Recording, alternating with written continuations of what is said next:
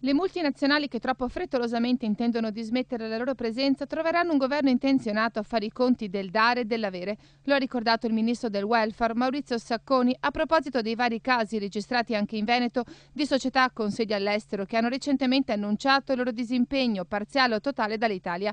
Inutile dire che l'attenzione di tutti è rivolta ai lavoratori dell'Alcoa e della Glaxo. Per la Glaxo parte il tavolo, quindi non attendiamoci questa settimana già risultati.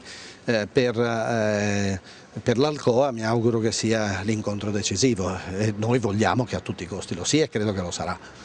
Le misure anticrisi come gli ammortizzatori sociali in deroga messi in atto dal governo in questi momenti di difficoltà economica per il ministro stanno funzionando e proteggendo i lavoratori. Tra poco partirà anche il fondo promosso dal ministro Giulio Tremonti con le grandi banche per la partecipazione nelle piccole e medie imprese in difficoltà, nelle quali c'è un problema oggettivo di salvaguardia e di sviluppo. È un momento di grande cambiamento di pelle.